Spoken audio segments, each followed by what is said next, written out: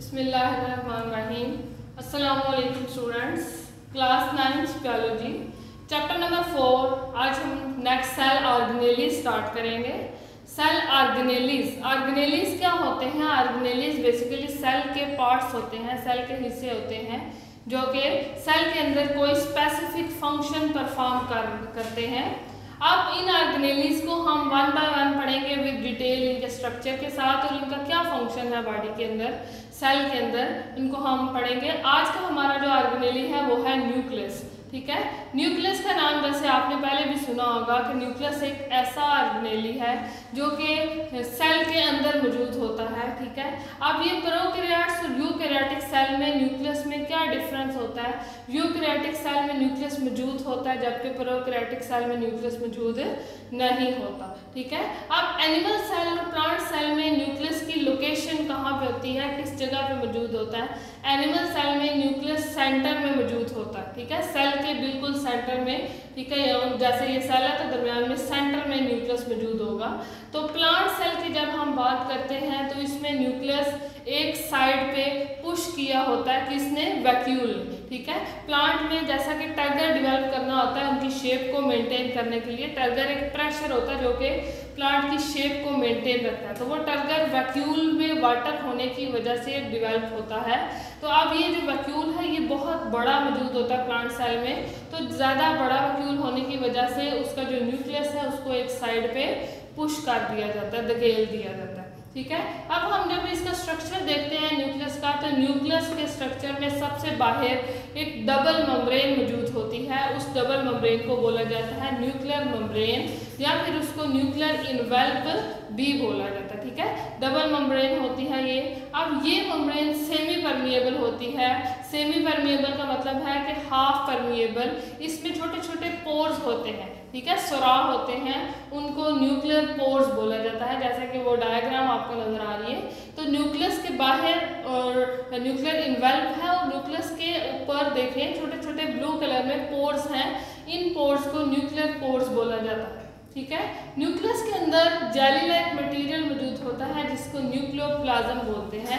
जैसे सेल के अंदर एक जेली लाइक मटेरियल है जिसको साइटोप्लाज्म बोला जाता है, इसी तरह न्यूक्लियस के अंदर जेली लाइक मटेरियल होता है जिसको न्यूक्लियोप्लाज्म बोला जाता है। ठीक है, इसके अलावा न्यूक्लियस के अंदर न्यूक्लियोलाई छोटे छोटे स्ट्रक्चर्स होते हैं, एक भी हो सकता है, एक से ज़्यादा भी हो सकते हैं, इनको न्यूक्लियोलाई बोला जाता है।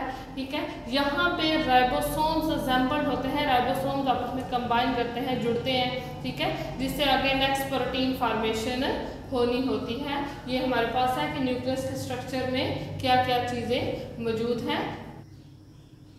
ये जैसा कि आपको ये स्ट्रक्चर नजर आ रहा है तो ये बाहर न्यूक्लियर इनवेल्प है। ठीक है, ये डबल मेम्ब्रेन न्यूक्लियर इनवेल्प है। तो न्यूक्लियस के ऊपर जब हम देखते हैं तो ये ब्लू कलर में छोटे छोटे सुराख पोर्स होते हैं जिनको न्यूक्लियर पोर्स बोला जाता है। अब ये न्यूक्लियस का जब हम अंदर से स्ट्रक्चर देखते हैं कि अंदर इसके अंदर क्या क्या चीजें मौजूद हैं, तो न्यूक्लियस के अंदर नंबर 1 तो न्यूक्लियोलस मौजूद है। ठीक है, इसके अलावा क्रोमोसोम्स मौजूद होते हैं और क्रोमेटिन मटेरियल है। ये क्रोमोसोम और क्रोमेटिन मटेरियल एक ही चीज है।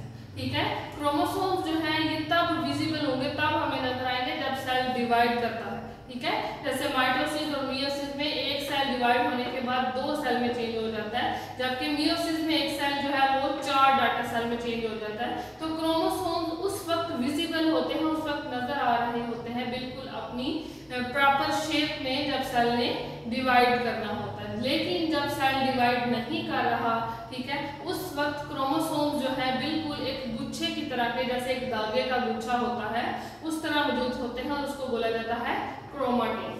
ठीक है, अब ये क्रोमोसोम्स 2 चीजों से मिलकर बने होते हैं, made up of DNA and protein. DNA deoxy ribo nucleic acid.